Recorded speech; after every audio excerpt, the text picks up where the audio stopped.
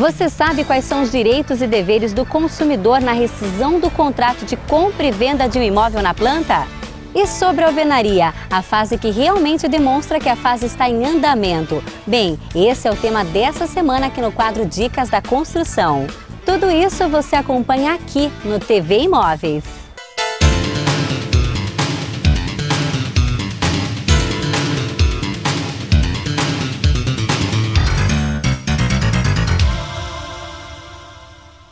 Pegar a chave do imóvel é uma grande tentação, ainda mais se tratando do imóvel na planta. Mas antes dessa etapa devemos tomar alguns cuidados e ler atentamente todas as cláusulas do contrato para não ser pego de surpresa. Ao meu lado, doutora Daniele Chedid. Seja bem-vinda ao TV Imóveis. Obrigada. E assim, doutora, a ansiedade é muito grande, né? Exatamente. Quando se trata de pegar a chave. Só que, infelizmente, algumas construtoras não são tão sérias no mercado e isso traz sérias consequências, é isso mesmo? Sim. Infelizmente, o consumidor que escolhe comprar um imóvel na planta, ele está sujeito a passar por alguns percalços. O principal, mais desgastante, é o atraso na entrega do imóvel. As construtoras têm fixado em contrato o prazo de 180 dias. Não é um prazo legal, não está na lei, mas é de praxe, é usual. Então eles costumam fixar esse prazo de 180 dias contados a partir da data da entrega do imóvel, aquela data que consta no contrato.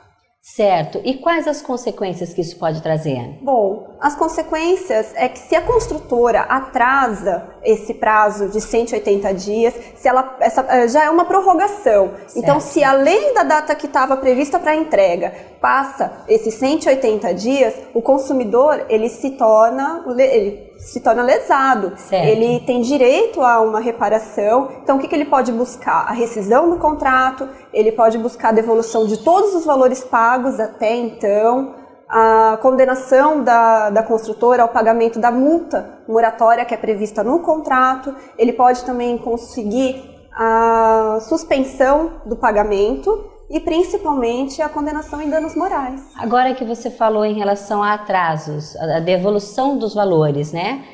Seria valor total? Como que funciona isso? Não. O consumidor, se por acaso a construtora extrapolou os 180 dias, que já é a prorrogação legal, aquela prorrogação que consta do contrato, aí sim ela deu causa à rescisão do contrato. Então o consumidor pode sim pleitear todos os valores pagos até então, acrescidos de correção monetária. Perfeito. Agora, se tratando do atraso nesse caso, né? O consumidor ele também pode adiar o pagamento? O consumidor ele pode adiar o pagamento da entrega das chaves. Bom, vou dar um exemplo. Um consumidor firma um contrato de compra e venda e está determinado uma data X para a construtora entregar aquele imóvel. Também está fixado em contrato que a construtora tem a possibilidade de atrasar essa entrega em 180 dias.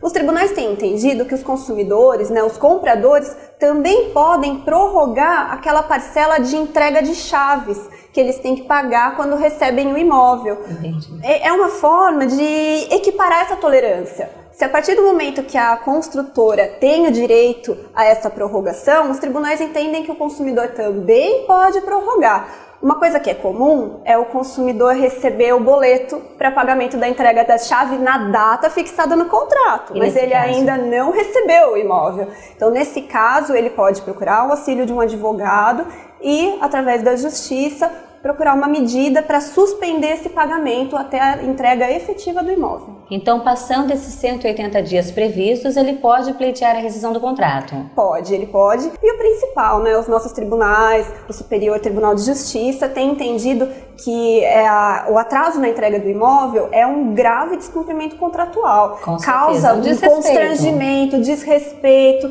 é aquela expectativa frustrada. Então, os tribunais entendem que o consumidor tem direito sim a pleitear dano moral, ele pode procurar o auxílio de advogado e se valer da justiça para fazer valer o seu direito. Em relação às cláusulas, ela sempre tem o lado do consumidor também, ou geralmente as construtoras acabam abusando um pouco nesse sentido? Olha, o contrato geralmente é um contrato padrão, mas o consumidor ele tem que ler atentamente. Ele tem que procurar, sim, uma construtora séria. É interessante que ele busque outros empreendimentos que essa construtora já tenha feito.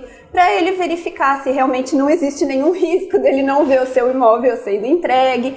Então, e se ele tiver qualquer dúvida na leitura do contrato, que busque o auxílio de um advogado, que se tiver qualquer abusividade, se tiver qualquer cláusula que seja contrária ao consumidor, esse advogado com certeza vai orientá-lo. E ainda falando de pagamento, se houver um atraso do consumidor, pode ocasionar uma rescisão? Pode sim. O inadimplemento injustificado do consumidor também é um descumprimento contratual. Da mesma forma que se a construtora atrasa a entrega do imóvel, o consumidor, o comprador que deixa de pagar as parcelas em dia, ele também dá causa à rescisão do contrato. Então a construtora pode pleitear sim a rescisão e o consumidor, no caso, se vê aí esse contrato sendo quebrado. E existe um número de parcelas para que ocorra essa rescisão? Não, olha, geralmente é fixado em contrato quantas parcelas tem de limite para essa quebra. Por isso que é muito importante ler atentamente todas as cláusulas do contrato.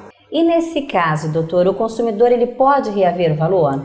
Sim, o consumidor, ainda que inadimplente, ele tem direito a reaver a quantia paga. Ótimo. Só que são situações determinadas, são situações especiais, mas a construtora, geralmente em contrato, a construtora fala que não, que o consumidor inadimplente, que o comprador inadimplente não tem direito à devolução das parcelas pagas. Mas os tribunais têm entendido que sim, que eles podem reaver as parcelas pagas. Existem inclusive súmulas, o Tribunal de Justiça de São Paulo editou 3 súmulas sobre o assunto, que pleiteando, garantindo ao consumidor o direito de reaver essa quantia.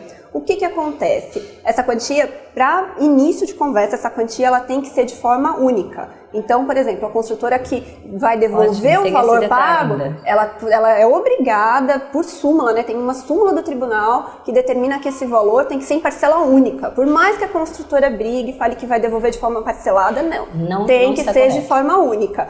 Só que o consumidor tem que ficar atento que não é todo o valor que ele vai receber. Ótimo. Porque tem uma porcentagem disso? O que acontece? A construtora, ela também se vê frustrada. Porque o consumidor inadimplente, ele descumpriu o contrato. É um negócio desfeito. Né? Exatamente, Exato. Foi um negócio desfeito. Então, o que acontece? A construtora, ela teve aquela expectativa de recebimento frustrada. Ela teve um custo com a administração do imóvel, ela vai ter de novo um custo para colocar aquele imóvel à venda no mercado. Então, os tribunais entendem que o consumidor deve indenizar a construtora com relação a esse custo. Então, geralmente é fixado um percentual sobre esse montante que deve ser ressarcido à construtora. Até para não prejudicar ambas as partes. Lógico, tudo é questão de equilíbrio. Agora, um detalhe muito importante é que se o consumidor, se o comprador, ele já estiver emitido na posse, ou seja, ele já estiver dentro do imóvel, já estiver morando no imóvel e ele se torne inadimplente, a construtora também tem direito de pleitear a rescisão do contrato. Até nesse caso? Sim, só que uma coisa que é importante, os tribunais têm entendido que esses consumidores,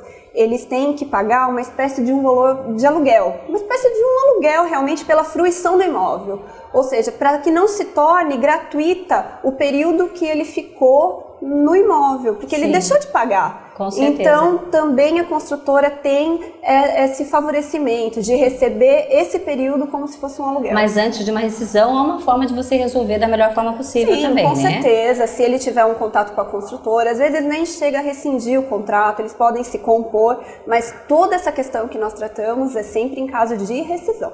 Perfeito. Doutora Daniele, muito obrigada aqui pelas suas informações no TV Imóveis. Se você puder deixar algum recado para quem está em casa. Bom, obrigada pela atenção, obrigada pelo convite. E você que pretende comprar um imóvel na planta, se atente a todas as cláusulas, leia atentamente o contrato e qualquer dúvida, procure um advogado. Mais uma vez, obrigada. Obrigada. Já voltamos com mais um quadro do TV Imóveis. Numa região de fácil acesso a Raposo Tavares e a poucos minutos de shoppings e hipermercados, surge o Granville Guanabara Residencial. Um empreendimento com toda a infraestrutura e segurança que a sua família merece. Apartamentos de 2 dormitórios entregues com acabamento completo e uma ampla área de lazer que conta com piscinas adulto e infantil, playground, salão de festas, boulevard e churrasqueira. Venha conhecer os apartamentos decorados e conferir de perto as melhores condições de pagamento para morar no que é seu ou investir em uma das áreas que mais crescem em nossa região. Use o seu FGTS na entrada e aproveite essa oportunidade, pois estamos na última fase de lançamento. E atenção, nesse mês, o Granville paga a sua escritura. Mude já! Plantão de vendas na rua Jaziel de Azevedo Ribeiro, 255 em Votorantim. Telefone 3023-2012. Granville, Guanabara. O melhor custo-benefício na melhor localização.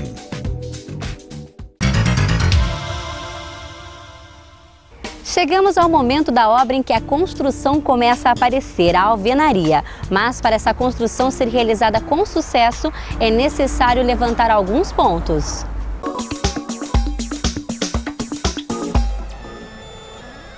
Basicamente, dois tipos de alvenaria de blocos cerâmicos. A alvenaria de vedação e a alvenaria estrutural. A alvenaria de vedação normalmente é utilizada na construção de autoconstrução de casa, até assobrados. E como o próprio nome diz, a alvenaria de vedação ela tem a função de receber o peso próprio das paredes, dos blocos, de pequenas cargas. Já a alvenaria estrutural, também como o próprio nome diz, ela tem função de receber todas as cargas, sejam elas de casas, sobrados ou de prédios, né? Então, hoje a alvenaria estrutural no Brasil está avançando bastante em função da diminuição de custo de aproximadamente 30% em relação à utilização da alvenaria de vedação. Nós fabricamos, então, os blocos de vedação e os blocos para alvenaria estrutural. O bloco mais utilizado hoje para a construção de prédios é a família de 29. A grande vantagem dessa família é que ele funciona como essa construção feita com Lego.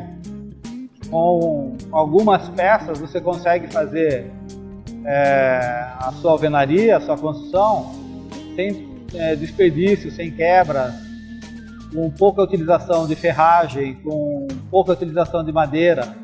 É uma obra limpa. Uma grande vantagem da alvenaria estrutural é que ela permite que você aplique o gesso direto no bloco, sem a necessidade de fazer chapisco, reboco, massa fina, e isso contribui muito para que o custo da construção caia. Existem normas que nos guiam para os blocos de vedação. Existem alguns condicionantes, por exemplo, a resistência mínima tem que ser de 1,5 MPa, megapascal, e para a alvenaria estrutural a resistência mínima é de 3 megapascal. Existe hoje um programa do governo que chama PBPQH, que é Programa Brasileiro da Qualidade da Habitação, que ela exige que as construtoras que venham a obter financiamentos públicos sejam obrigados a comprar produtos certificados do Programa Setorial de Qualidade, que é o PSQ. Essas fábricas que estão certificadas de qualidade, elas têm que estar produzindo produtos dentro da norma. Isso é muito importante para que aliás, a qualidade das construções populares brasileiras tem, em função disso, aumentado muito. Mas uma vez a fundação pronta, aí é necessário fazer a demarcação da alvenaria. O que é muito importante na alvenaria é procurar fazer a modulação conforme a modulação do bloco que vai ser utilizado, porque isso faz com que você não se desperdice, não se quebre blocos. Então, isso é muito importante se fazer já na fase de projeto. Em se falando de alvenaria estrutural, também é muito importante que todos os projetos, todos os projetistas de hidráulica, elétrica e de alvenaria se conversem, porque na alvenaria estrutural tudo isso anda junto. A tubulação elétrica vai embutida na alvenaria, a tubulação hidráulica vai embutida na alvenaria. Em se tratando de prédios, não se permite que, uma vez o prédio levantado, você vá cortar paredes para embutir conduítes. Então, é muito importante que esses 3 projetos andem juntos, porque na execução também isso anda junto, né?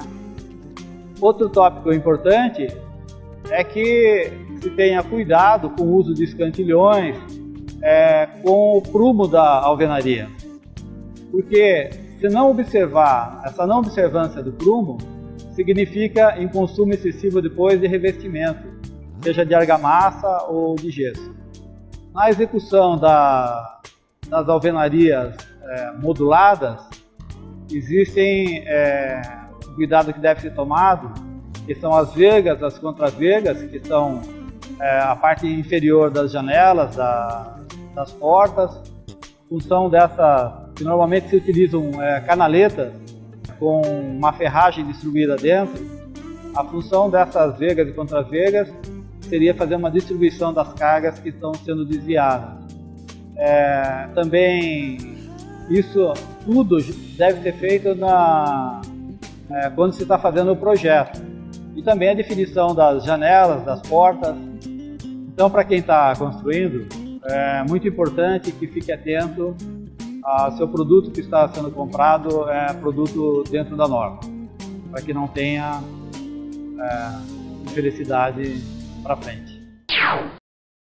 Chegamos ao fim de mais uma edição do TV Imóveis.